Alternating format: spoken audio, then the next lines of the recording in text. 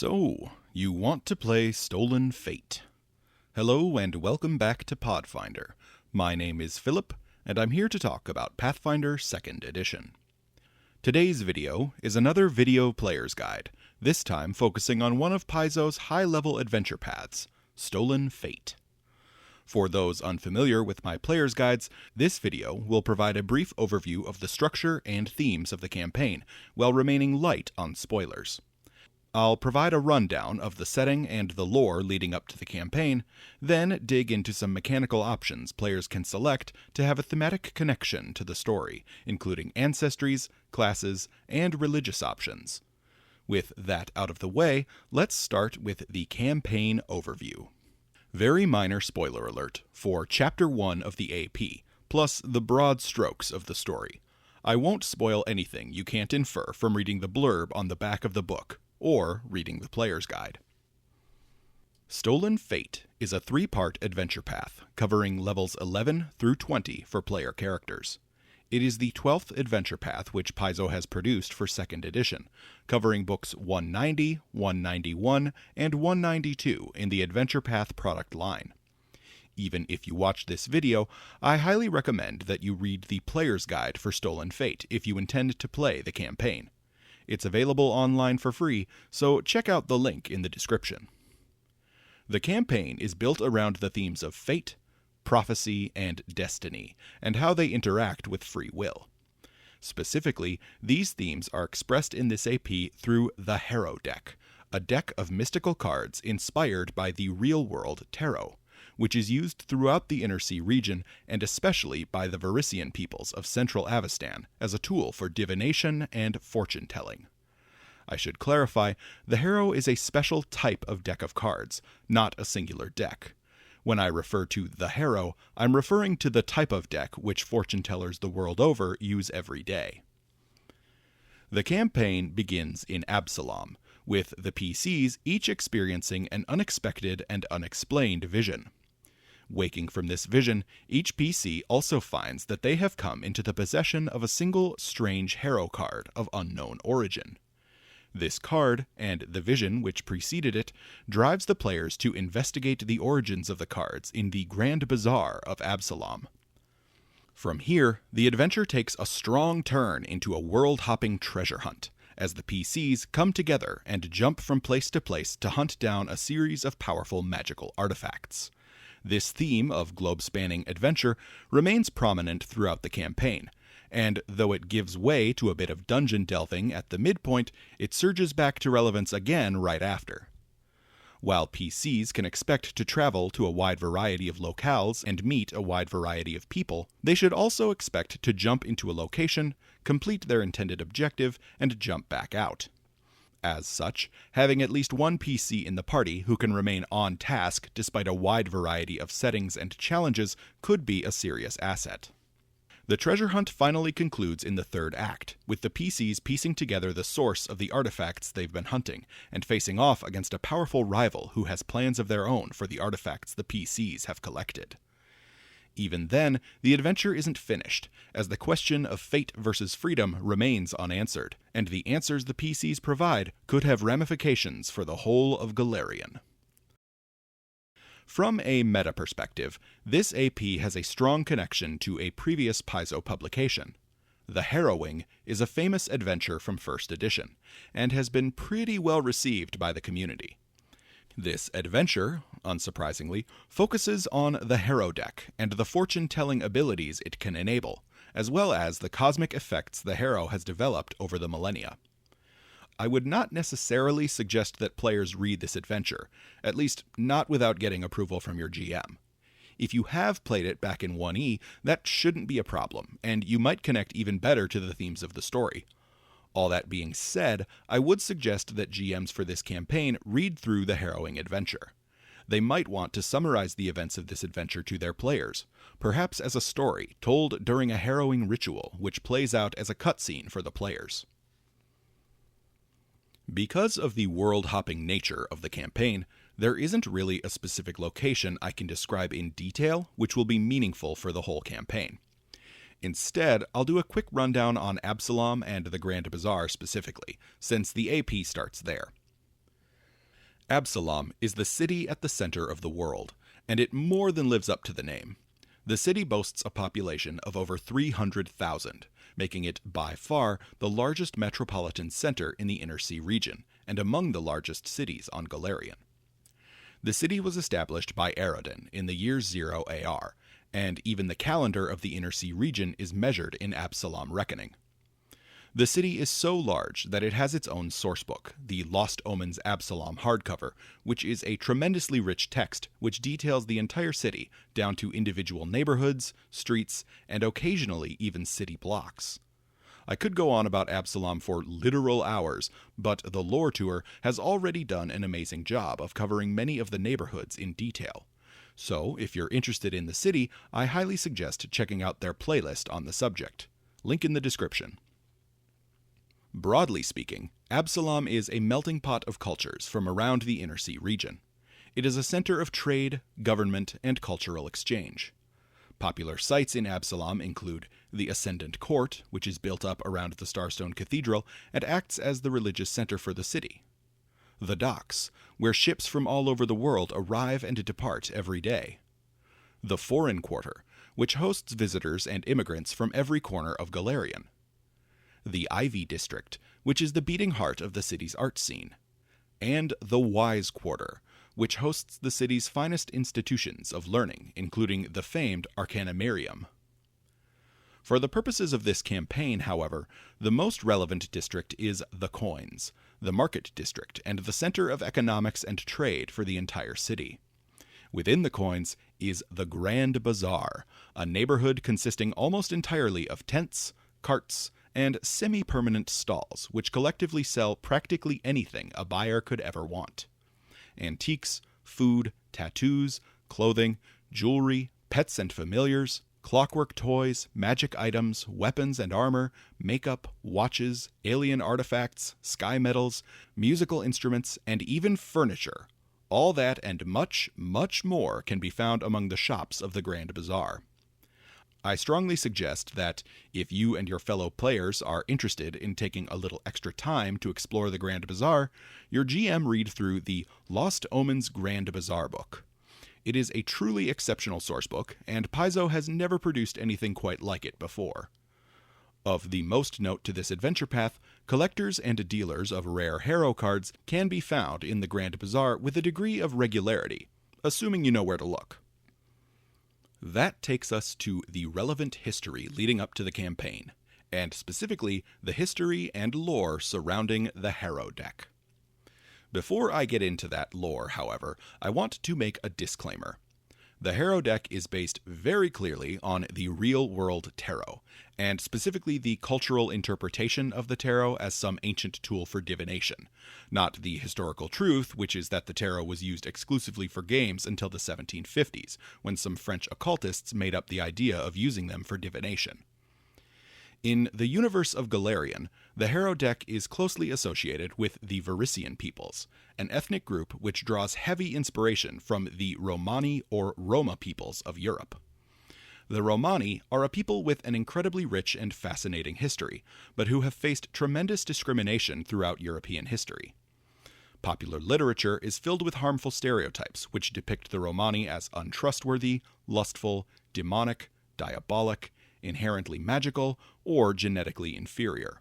A lot of these stereotypes persist into the modern day. All that to say, the depiction of the Varisians on Golarion has the potential for a lot of problems as it relates to the real world.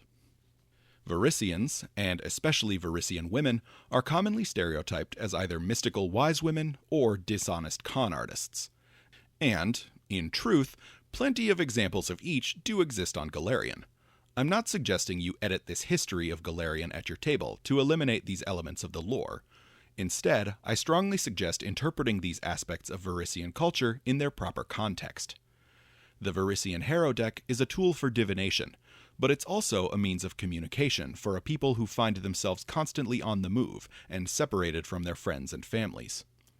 The images on the cards are derived from a shared cultural history and oral tradition, and by sharing these cards and the methods of interpreting them, Varisians can remain connected despite long periods of separation. It's not that Varisian women are especially mystical or magical compared to other peoples, it's that the act of harrowing is something which they practice to maintain a cultural connection to their people, and it just so happens to often be an act of divinatory magic. Of course, not all harrowings on Golarion are the quote-unquote real deal. Many fortune-tellers on Golarion use a combination of cold and hot reading to provide fortunes to customers without the aid of magic. And these are the Varisians who earn a reputation as liars, thieves, and con artists. It's important to remember, though, that on much of Golarion, Varisians are an ethnic minority, and are often seen as an underclass. They often face discrimination by those who colonized their land, namely the Taldans or Chelish, and experience more than their fair share of economic hardship as a result. It's little wonder, then, that more than a few enterprising women took advantage of the stereotypes associated with them and used it to earn a living. Many still view the Harrow as a cultural artifact with deep connections to their people's history. It is just also a means of survival and a tool to part fools from their money. The techniques they've developed over the years for reading and manipulating the emotions of others are as much of an art form as the harrowing itself. And even legitimate magical harrowers incorporate these same social techniques into their rituals. My point with this digression is, you as players and GMs have an opportunity to engage in play at your table which embraces the complex histories and cultures of Golarion, and thus Earth, without advancing harmful stereotypes or racist caricatures.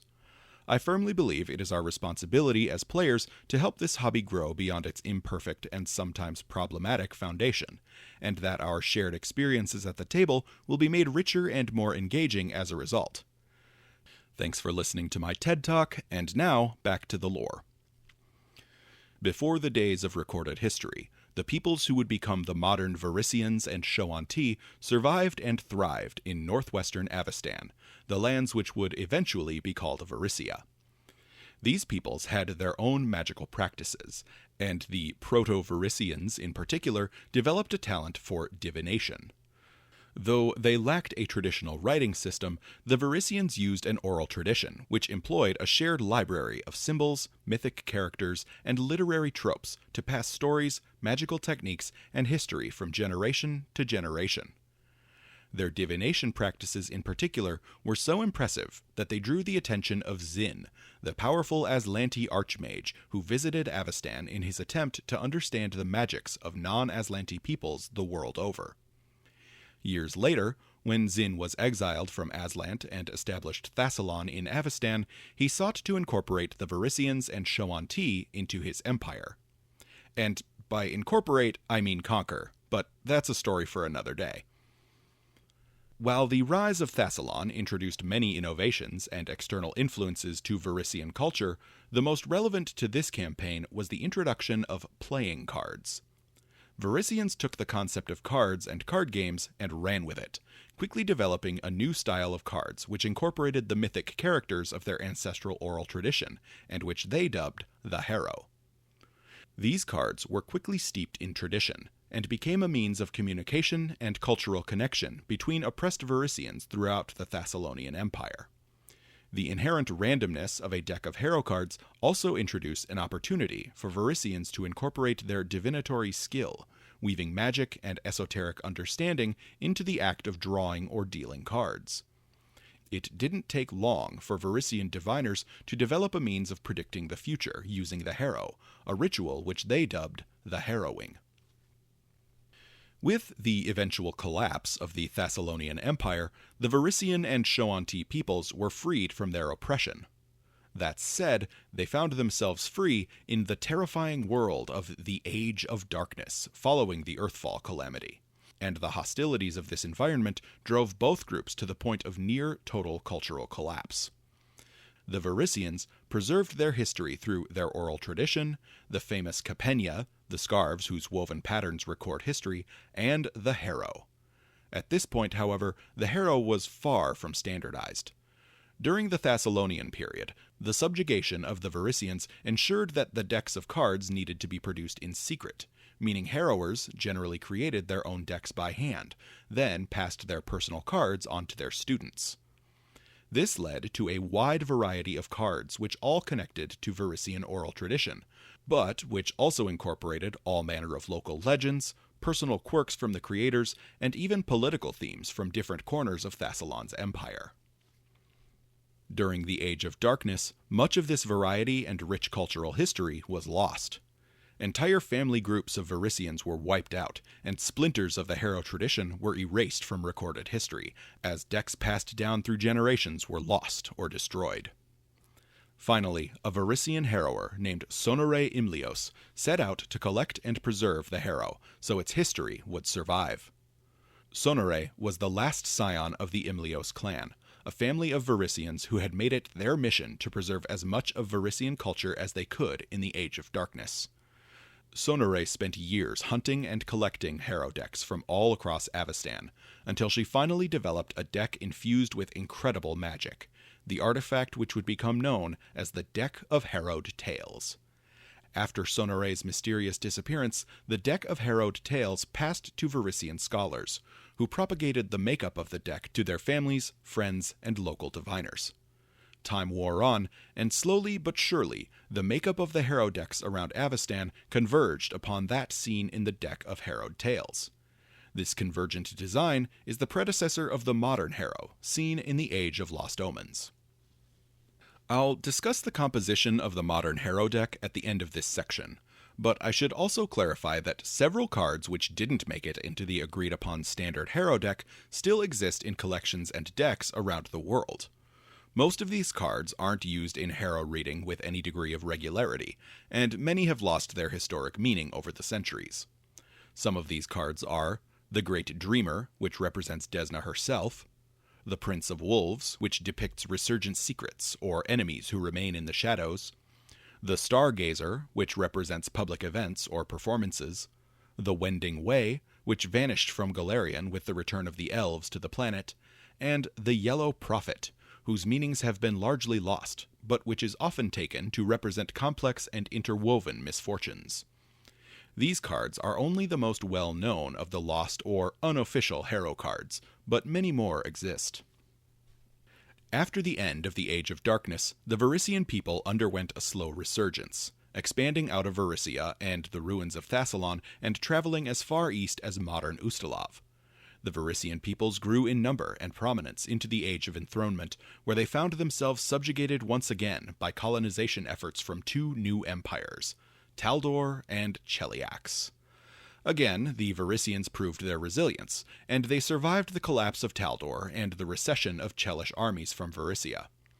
Even so, the Varisians were seen as a strange and foreign people by many of the peoples of the Inner Sea. With the death of Eredin in 4606 AR, prophecy was broken, and the inexorable power of divination was shattered beyond repair. This left a gap in the cultures around the world who had become dependent, or at least partially dependent, on prophecy, and this gap proved fertile ground for Varisian harrowers. Nobles and wealthy merchants in Absalom invited and hosted many harrowers after Eredin's death, and were convinced that the divinations of the Varisian mystics could help them fill the void left by the death of prophecy. And thus, the influence of the Harrow was cemented. Over the last century, Varisian harrowing has become a prominent fixture in Absalom and the other capitals of the Inner Sea region. Harrow decks are objects of fascination by collectors the world over, and decks with novelty art or cards from before the standardization of the deck are considered exceptionally valuable. Somewhat famously, the Harrow deck played a critical role in the events of the Curse of the Crimson Throne adventure path, as the heroes of that story were guided along their way by a Varisian harrower who sought to protect her people from the ancient evil threatening her land. And that brings us to the deck itself. The modern Harrow deck is a deck of 54 cards consisting of 6 suits of 9 cards each. Each card depicts a scene or character from Varisian folklore, which is steeped in cultural history and meaning. Additionally, each of the 9 cards in a suit has an alignment, and I do mean an alignment in the mechanical sense, referring to the 3x3 alignment grid which existed prior to the remaster. In the post-remaster era, my suggestion is to interpret this connection as being to the 9 outer planes, which were, until recently, tied to each of the 9 alignments. Each suit is associated with one of the 6 ability scores characters have. This combination of ability score and alignment provides each card with a unique identity and meaning, and skilled harrowers can interpret these meanings to provide insight into the meanings behind cards as they are revealed during a harrowing. The suit of hammers is associated with strength. When prophecies from cards of this suit concern mortals, the subjects typically have strong bonds, strong character, or both, and tend to proactively face their problems head-on.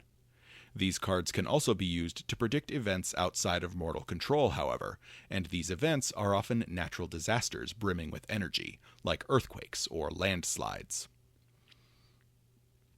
The suit of keys is the suit associated with dexterity. This dexterity is simultaneously interpreted as freedom and control, freedom of body and mind, and the resulting ability to control one's destiny. Predictions from these cards typically advise caution, stealth, cleverness, or skill, and subjects are encouraged to either demonstrate these qualities in their own lives or watch out for those who do. The suit of shields is associated with constitution, and has a dual meaning tying it to both protection and history. The dual meaning comes from Varisian history, where their greatest protection and defense as a people was their willingness to hold to the traditions of their culture, namely their wandering lifestyle and the endurance it encouraged. Prophecies involving these cards emphasize the need for adaptability and resilience. The suit of books is, unsurprisingly, the suit of intelligence, and cards from this suit are interpreted with connections to study, understanding, and inventiveness. The intelligence professed by these cards is often interpreted as academic in nature, but can also be magical, alchemical, economic, or even tactical, leading to a wide variety of interpretations which harrowers can produce. The suit of stars is associated with wisdom and holds a special place in the hearts of many Varisians. In general, cards of this suit represent individuals or events which are reliant on the involvement of some higher power. Many harrowers see themselves as beholden to the will of the harrow itself, and thus see the suit of stars as representative of themselves. Similarly, most Varisians see Desna, the goddess of stars and travel, to be their patron goddess. Finally, the suit of crowns is associated with charisma and the binding ties of community, family, and compassion which draw people together. Prophecies relating to crowns might entail acts of leadership or the need for them, or might describe upcoming fortune or turmoil in family life. The subjects of these prophecies typically have strong forces of personality, or need to work on making their personality more forceful to avert disaster. In-universe, the act of performing a harrowing is a highly subjective art which takes years to master. A proper harrowing must be performed as a magical ritual which can provide insight into the past, present, and future of the subject. The rules for this ritual are provided in the Stolen Fate Player's Guide, and I strongly recommend all players and GMs in this campaign familiarize themselves with them. At your table, if you want to perform a real-world harrowing, you can absolutely do so. Paizo has produced multiple versions of the Harrow deck which can be purchased for use in your game. I have 2 of them myself, and they are a fantastic prop for a campaign involving the deck. For GMs out there who want to perform a harrowing for their players, my advice is simple. Pre-script the event. Stack the deck so you know what cards you are going to draw. Then pre-write your responses to the drawing of each card based on what you know about the party and the events they will face as part of the AP. I've tried to roleplay these harrowings spontaneously as part of a campaign a few times, and it is very difficult. Rules for performing a harrowing are typically provided with any deck you purchase from Paizo. Alright, time for some player-facing information, starting off with Ancestries. Since the AP starts in Absalom and quickly turns into a world-spanning adventure, practically any ancestry can fit into the story. Absalom plays host to an incredibly diverse population of citizens, and visitors of almost any ancestry can be found in the city on any given day. Humans, halflings, gnomes, elves, dwarves, and goblins make up the largest populations, but again, members of any ancestry or ethnicity could reasonably be found here. If you want to play a character from some far-off corner of Golarion, feel free. It's entirely reasonable that people from far-off places might travel to Absalom, even from the other side of the planet. The one thing I will dissuade players from choosing is any ancestry who is tied to an aquatic lifestyle. These ancestries, like the merfolk or the Azarketi, will find very little aquatic terrain for them to take advantage of in this story, and so might struggle a bit with this campaign. Though I am a strong advocate of players using the open nature of this story to get weird with it and use those ancestries you can't normally choose in other APs, there are a few choices which I think are especially relevant or thematic which players could consider. If you're open to playing a human, then humans of Varisian ethnicity are especially tied to the themes of this story, and the Harrow in specific. The Harrow was popularized on Golarion by the Varisian peoples, who traveled far and wide from their homeland.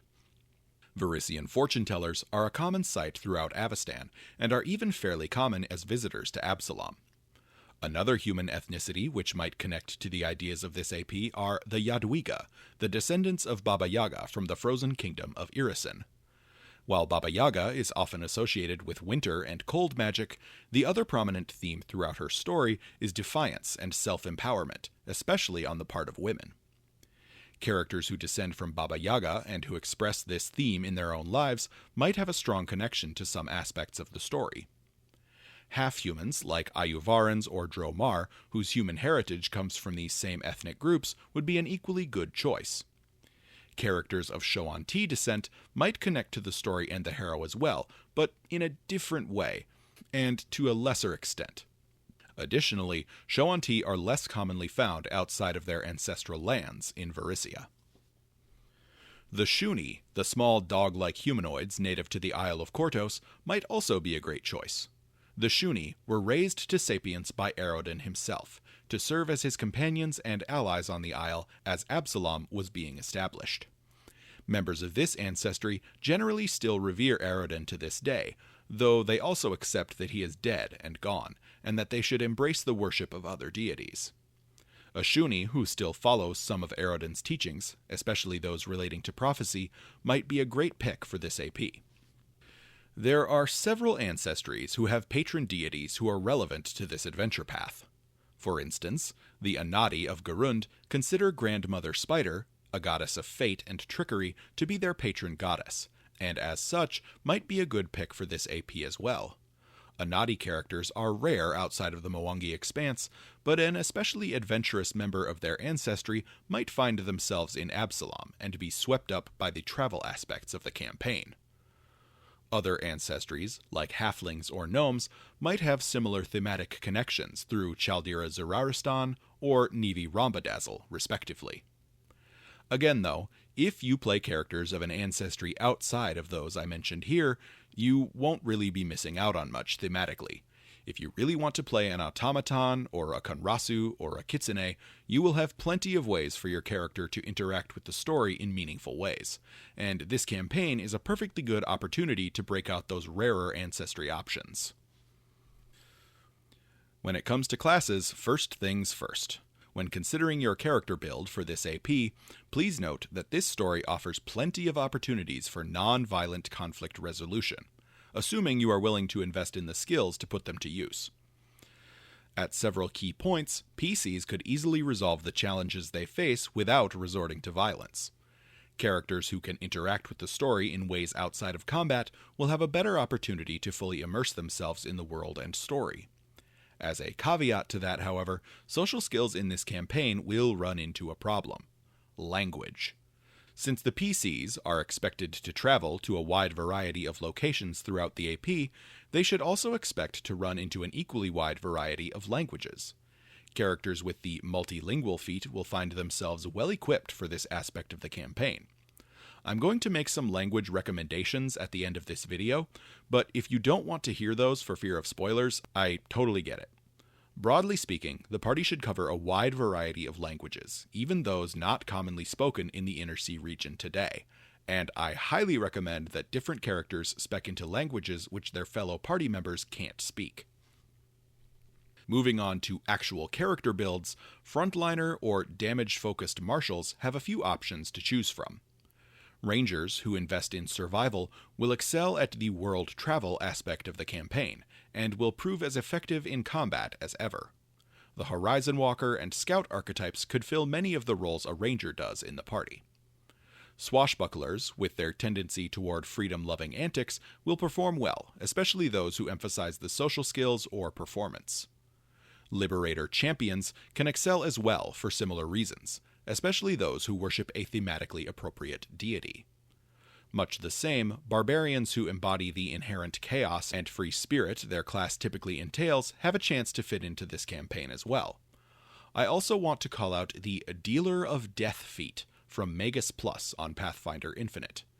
This feat allows for Maguses to use cards as weapons, which could be a great way to incorporate the Harrow outside of Harrow readings and the larger plot. And of course, fighters, gunslingers, and other marshals will do perfectly well in this story. They just don't have a built-in mechanical connection to the plot, so you might want to build up a connection using your character's ancestry or religion. Alternatively, if you're interested in a thematically appropriate weapon, the Bladed Scarf is commonly associated with the Varisian peoples, who use specially woven scarves called the Capena to record personal and familial history. Among the skill-focused classes, the Thaumaturge stands out as the most relevant and thematic, as so much of the campaign focuses on the collection of rare artifacts. If a Thaumaturge were to use a deck of Harrow cards as an implement, they would instantly feel a connection to the themes of the story. I might suggest talking with your DM to see if the Fane's Forbury feat from the Firebrands book could apply to characters outside the Rogue or the Swashbuckler, since using a Harrow deck as a weapon implement could be extremely flavorful. Outside of Thaumaturges, the Rogue, Investigator, and Bard could all be useful, and each class has ample opportunity to stand out. A wide variety of skills stand out in this campaign, but social skills can come in especially handy, particularly on characters who can overcome language barriers. In addition to the survival skill, the society skill could help characters determine where they are when they wind up in unfamiliar lands.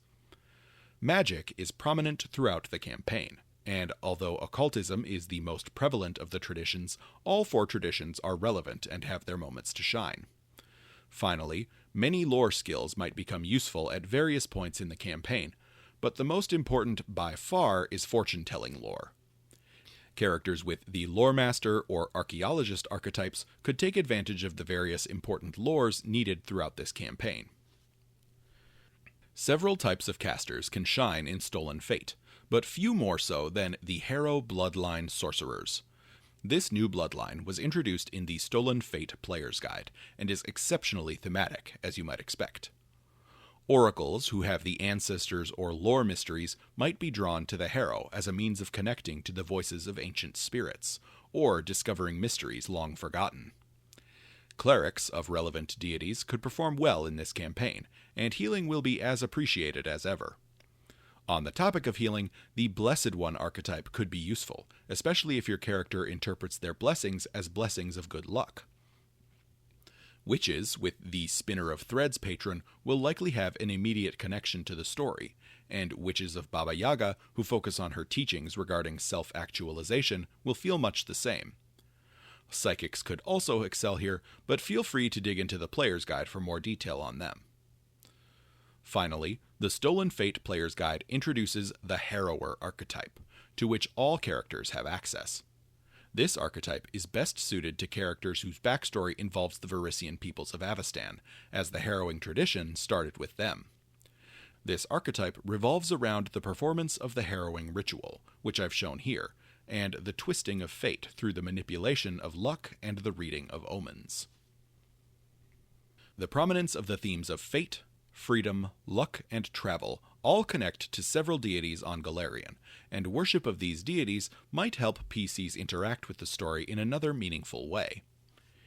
Deities of fate or prophecy will have an incredibly strong connection to the themes of the campaign, especially those which rise to prominence later in the story. Pharasma is the most prominent of these deities, and her faith is worshipped widely across Galarian. For dwarves, Magrim has a similar interest in fate, and has a strong connection to Pharasma as well. Similarly, Grandmother Spider is popular in Garund, and her dominion over fate is well recognized in many of her legends and teachings. One interesting and off-the-wall idea might be Eredin. Though he is well and truly dead, the god of humanity is still worshipped by small cults in the Inner Sea region, though most of the members of these cults are mad prophets or delusional holdouts. Still, the Church of Eredin still exists in Absalom as an administrative organization, and wields tremendous influence over the politics of the city. The church has publicly abandoned most of its religious practices, but who's to say a few minor functionaries don't still keep the faith in private? Deities of freedom will also fit the themes of destiny versus free will. These might include Caden Kalian, who bucks against authority at every turn, or Milani, who actively resists order and tyranny. On the less well-known side of things, the Imperial Lord Arshay, non-binary deity of gender exploration and sexual liberation, would be an excellent choice for this story, but maybe discuss the content limits your tablemates have before making this choice. Finally, Erasni would make an interesting choice as well, as she is devoted to personal freedom, but also holds a serious grudge against Eredin, whose death broke prophecy in the first place. Similar to deities of freedom, deities of luck could inspire characters who roll with the punches and play the hand they are dealt, taking good luck and bad luck in turn and admitting they aren't always in control of their fates. Deities who play on this theme include Nivi Rhombadazzle of the Gnomes and Chaldira Zuraristan of the Halflings. Finally, deities of travel would fit the world-hopping nature of the story. The most obvious choice here is Desna, who, in addition to being a goddess of travel, is a deity of luck and is extremely popular with the Varisian people. Another good choice here might be Gruhashta, the Keeper, who is a deity of knowledge and writing, who also considers travel an important part of his faith. Before I talk about the campaign backgrounds specifically, I want to provide a little advice to players regarding the backstories for their characters. Since this AP starts at 11th level, your PCs are expected to have some pretty substantial history. If you're playing this AP as a sequel to another AP, like Abomination Vaults for example, then that's already taken care of. If, however, you are jumping right into this campaign with a new character, I would suggest making your backstory tie your character to at least one of the other characters in the party. The reason I suggest this is this AP moves very quickly from Absalom to a variety of other locations, and having a reason to trust the other PCs and travel to new locations with them might help your character mesh more smoothly into the themes of the story. Alright, now I want to discuss the backgrounds presented to PCs for the Stolen Fate adventure path. Unlike other APs, the campaign backgrounds offered in Stolen Fate are less specific in nature. Rather than connecting your character to a specific event or NPC, these backgrounds describe a broad strokes background for your character, which connects them to one of the 6 suits of the Harrow. Feel free to fill in the details of your background and history, just make sure it sticks to the themes the background outlines. Each background also gives players access to a unique action they can take, which relates to fate and destiny. Each background also gives players access to a unique action they can take, which relates to fate and destiny. The Bookish Providence background represents characters with a love of learning, who identify with the Harrow suit of books. You have a love of the written word, and have developed some strong linguistic skills as a result. Your love of knowledge has gotten you into trouble in the past, but that same passion for learning has gotten you out of it as well. In addition to the multilingual skill feat and proficiency in academia lore, you gain the Recall Under Pressure action, which allows you to substitute academia lore for another recall knowledge check once per day. The Crown of Chaos background represents characters who have learned to rely on their natural charisma to navigate chaotic social situations, and who best identify with the suit of crowns. You likely thrive in chaotic or confusing circumstances, and see your own force of personality as a lifeline to get you through. Honesty is a tool you can use on occasion, but deception is your weapon of choice. In addition to the Charming Liar skill feat and proficiency in a type of terrain of your choice, you gain the Chaotic Destiny action, which allows you to re-roll a failed saving throw in combat. The Hammered by Fate background represents characters who have had a challenging life due to the influence of fiends and who best identify with the suit of hammers. You might have been born in Cheliax or Sarkoris, where the presence of devils or demons left you with little choice but to fight back or rely on the strength of your body to escape. In addition to the Hefty Hauler skill feat and proficiency in your choice of demon, daemon, or devil lore, you also gain the Harrow the Fiend reaction, which allows you to gain a buff in combat against fiends. The Keys to Destiny background represents characters who've developed a degree of skill in a profession from among a list of skills relevant to this campaign, and who identify strongly with the suit of keys. Despite your skill and expertise, which you've cultivated over years, you have felt the call to adventure, and have taken up a life of questing as a result. In addition to the Assurance skill feat, you gain proficiency in a type of lore associated with your background. Additionally, you gain the Lucky Break action, which allows you to re-roll a skill check during exploration or downtime. The Shielded by Fortune background represents characters who are blessed with a degree of resilience and who are associated with the suit of shields.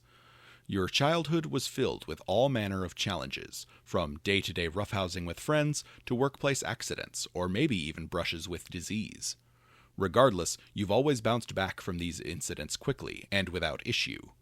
In addition to the Toughness General feat, which is a very powerful benefit on its own, you gain the Fated Not to Die action, which allows you to automatically stabilize when you are dying.